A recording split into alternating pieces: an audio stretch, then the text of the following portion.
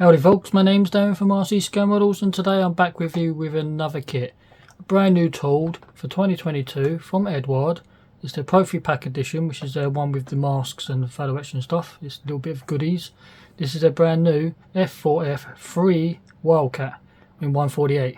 I've been waiting for this kit for a long time, and a new tool version of this, because the only really good one out there before this was one from Tamiya, which was pretty good for its time. It was raised and it still holds up today, but now we've got this Eduard one. I think this is going to be the new king of the F4Fs, and I've built the other Wildcats and cat range from Eduard before.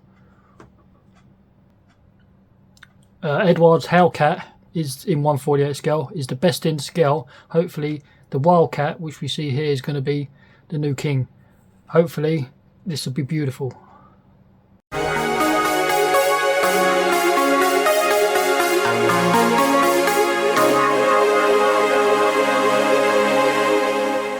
So nice box art. I do like Eduard's box art of like this digital scheme. They make great posters and stuff. You can buy posters from Eduard for their box art. Beautiful stuff. So as for marking wise, for ProfiPACK edition, they do give you quite a few ranges. So we do get 6 in this scheme. So we get an early one from USS Ranger 1940. We have this one here, 1941, United States. This one here is from Hawaiian Islands, April 1942. We have this one from Wake Island, 1941. This one here from USS Yorktown, the aircraft carrier, 1942. This one here from Medway, 1942. So beautiful schemes. It's going to be the standard navy light blue over the grey, but this one here is the silver version. I do like this one as well, so I might end up doing this one, because I have built the blue over grey, which is by Tamiya. As I say, it is 148, kit number 82201. This side of the box is standard, nothing new. I do like also their new style. They used to be the orange band, but now I like this wood effect, and I do like the newer style box.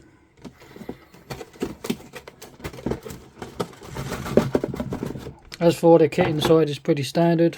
You get your sprues, you got your worksheet. We do have a correction sheet. We'll check that out in a minute, which is nice that they've figured it out and found it. You got your photo-etch, you get your masks. This is what you get in your ProfiPACK edition. And then obviously you got your markings, which are the ones we have to do with the Cara film. So yeah. So Eduard's instructions is pretty easy to lay out. Some parts can be a little bit tricky to understand. You might want to just check a few things. I will come to it. As always, they give you a little bit of history on the front of the aircraft if you wish to read it.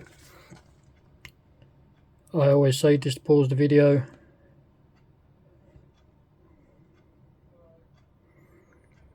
It's pretty cool stuff. And then straight off the bat, symbols to pay attention to. Everything in blue. Stuff is not needed.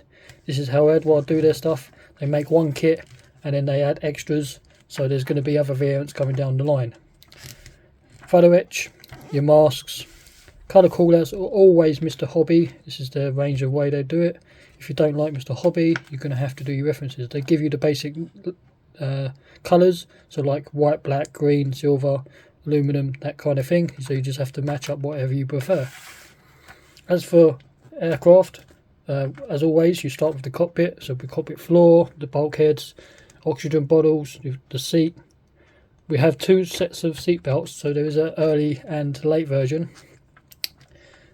More cockpit area. Then this section here, anything in red is going to be either sanded or cut off and replaced with photo-etch if you wish to do so. But if you don't like using photo-etch, I wouldn't buy the ProfiPACK edition. I'd probably get like a weekend edition, which is just a kit.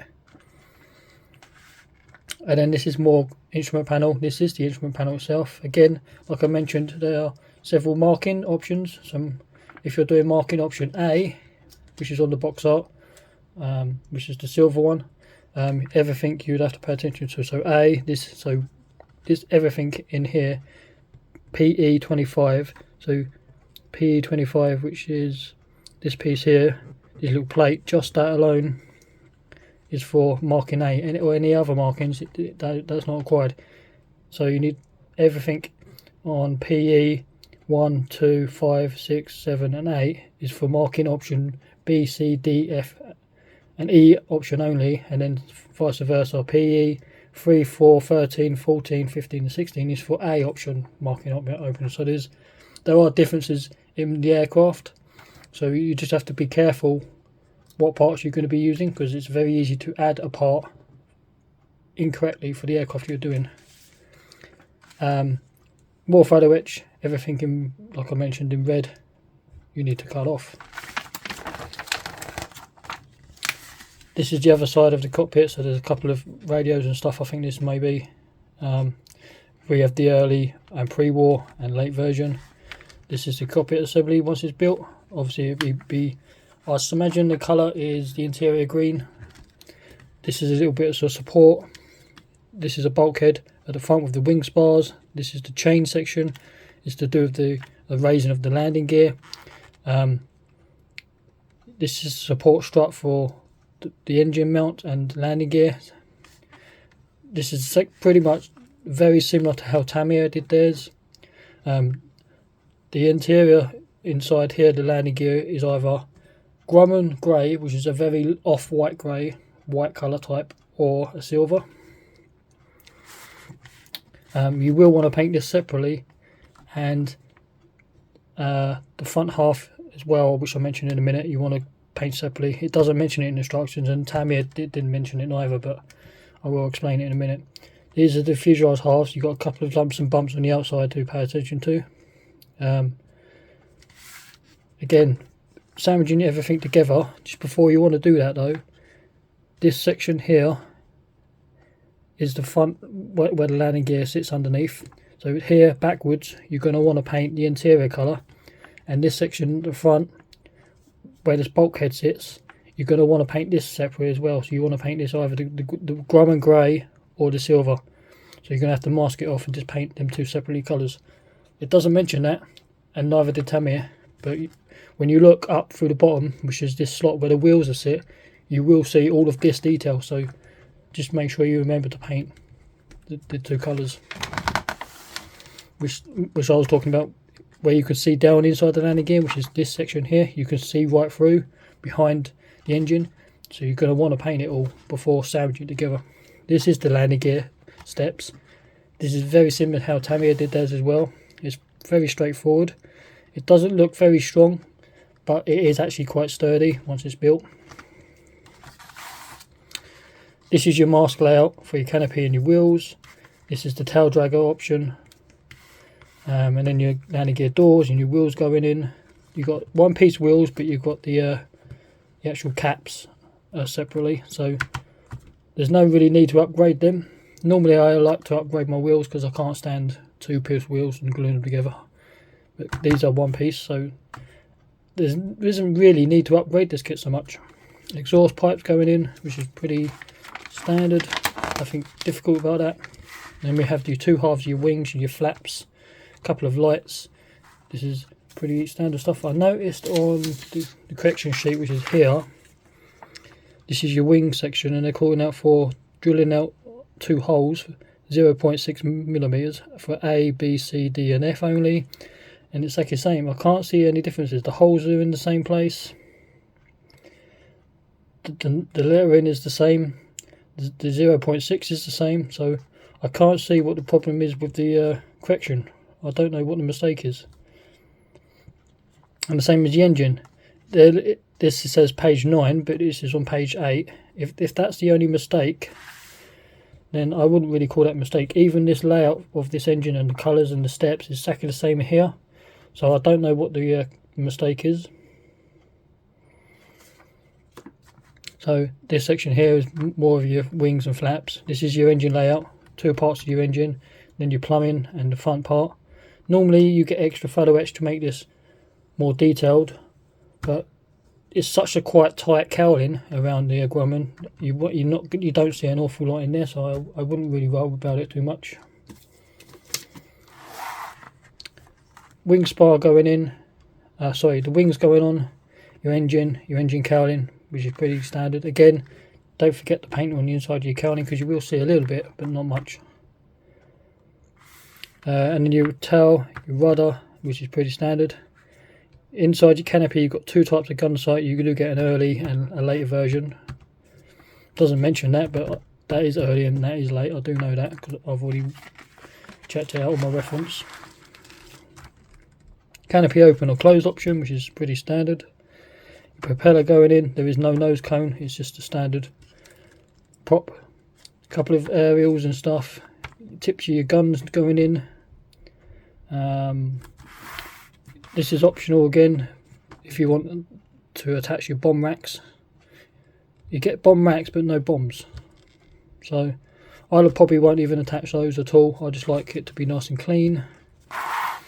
This is the first option in the silver colour and in the yellow wings and the bright green tail. It stands out. This is from USS Ranger 1940s, so I'd probably end up doing this. These stripes on the wings is in decals. Normally I would paint these on, but because there's a very fine black stripe on the edge, I would end up using the decals. Normally I would paint them on, but because there's a thin black line, I'm not going to.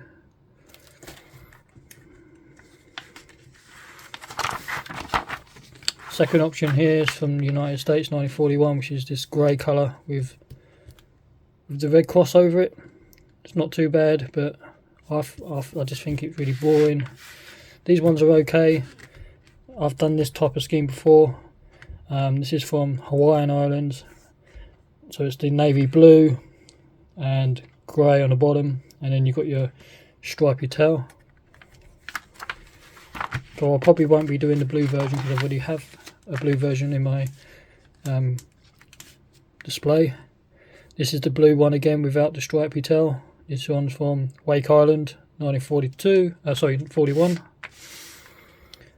This one's from USS Yorktown. This is slightly different. This is May 1942. Stripy tail, massive insignia on the side, and then the actual top of it is slightly off. You've got two small ones and then you've got a big one. So the small ones were faded and then the big ones were quite big. So it's been upgraded slightly and I've changed the markings, and the markings are already pre-done for you with the small and large, and the smaller one is already faded and the one on the top is much more vibrant. If you don't want to paint your stripes on, they give you it for the tail. And this one here from Medway 1942, so it'd be the Battle of Medway, so I'm imagine. And again it's the blue over grey and giant insignia. You notice the red dots missing because by 1942 halfway through onwards they removed the red dot because it was interfering with Japanese red sun, the Japanese markings, so that's why they removed the red spot. As for the marking options, it's pretty standard.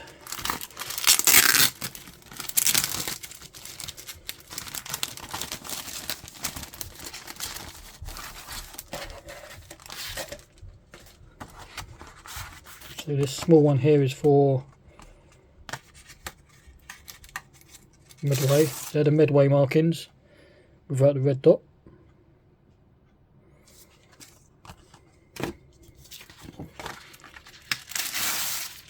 And here is the second sheet with all the other markings. You see, like this one was faded, slightly different.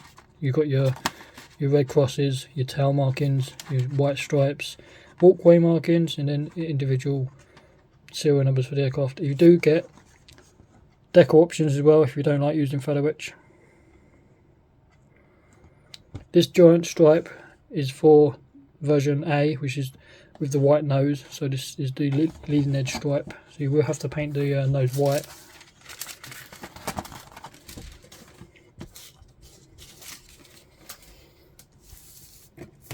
standard Eduard die cut masks. I do like these. I buy loads and loads of masks for all my kits because it's an easy way of doing it. Eduard's photo-etch is pretty good for what it is, but there are more 3D stuff coming out. This is the newer style of photo-etch. If you look carefully, you can see the dials do have that 3D glossy black section over the dials. Back in the day, you would have to use Microsoft Crystal Clear just to give that glass effect, but now it's already done.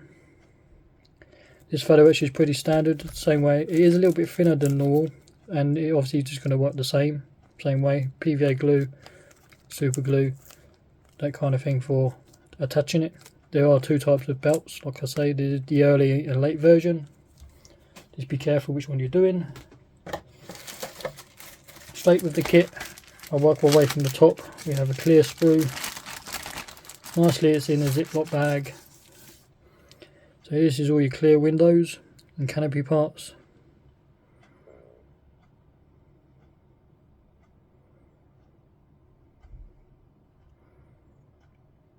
Different front windshields, lights, more lights. This is that one of the gun sights and the second gun sight. More little lights, so nicely done. We'll pop this back in there straight away. I don't like my clear parts getting damaged. So I find once they are damaged, kit's pretty much useless unless you get replacements. Normal plastic now, normally 2 in each bag. There's 4 sprues and clear, so it's not a massive kit.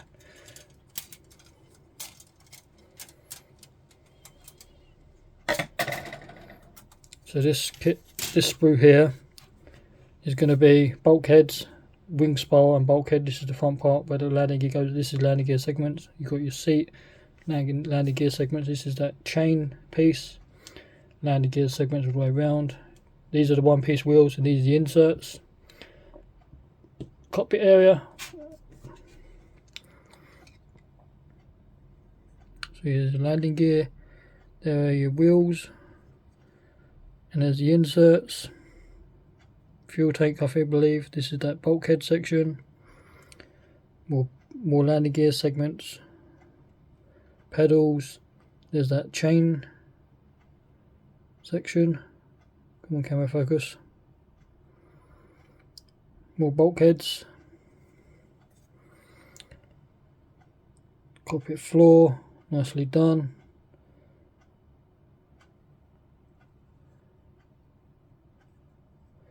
And landing gear segments. So next sprue contains engine components, your propeller, different nose cones. This is the plumbing. There's another nose cone there. This is the part of the cowling as well, or the front cowling. These are the front parts of your engine. Radiators maybe. I'm not sure. Not sure what these are. So here's the detail for these. Does look like radiators to me, or maybe oil coolers. Giant spinner, prop. These are the cowlings, nicely done. Not overly riveted, but there is enough on there. You have a part of the engine, another bulkhead which has part of the instrument panel attached to it. Here is another one of those cowlings which has some intakes on it, and these ones are not. These ones are slightly different. Different parts of the front of the engine. These are your exhaust tips. They are drilled out. So yeah, nicely done.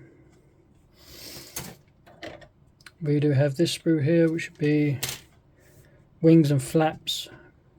Fuel tank, which would be in the centre, I believe. Guns down here. Oxygen bottles. This is the back of the engine.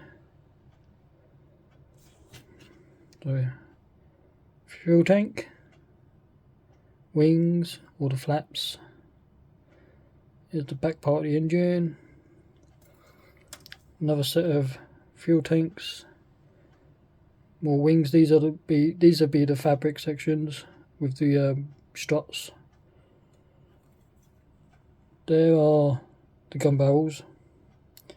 No doubt there is tons of aftermarket for this, like the resin and metal stuff all out for this. I know there is a metal landing gear, I think, and there's a ton of aftermarket out for this if you want to go even further. They are the ends for the bombs, but no bombs. Nope, sorry, tell a lie. That's a bomb. They give you the bombs, but it doesn't say instruction to attach them. But like I say, I'm not going to attach my air bombs. I'm just going to keep the wing nice and clean.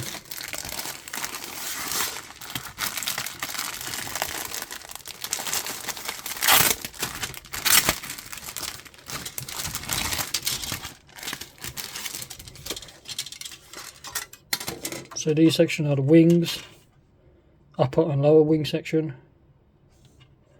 And then it's Eduard's fine, crisp details always.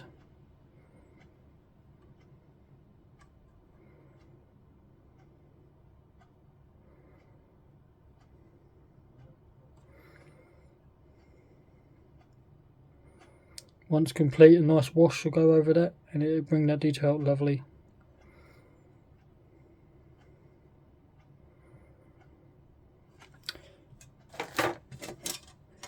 Fuselage sections.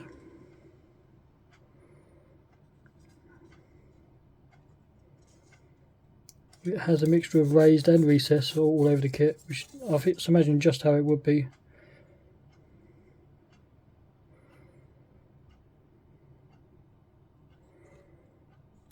I mean, there's only a tiny bit in the cockpit area, but like I say, this line here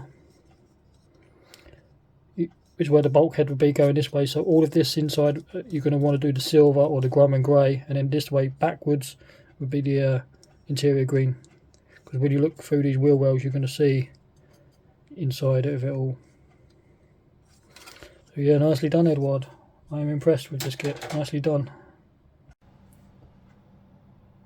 So there you are, folks, another kit from Eduard, the 1/48 scale F4F-3 Wildcat. It's a beautiful kit as always, lovely detail. Like, comment, subscribe, and I'll catch you next time.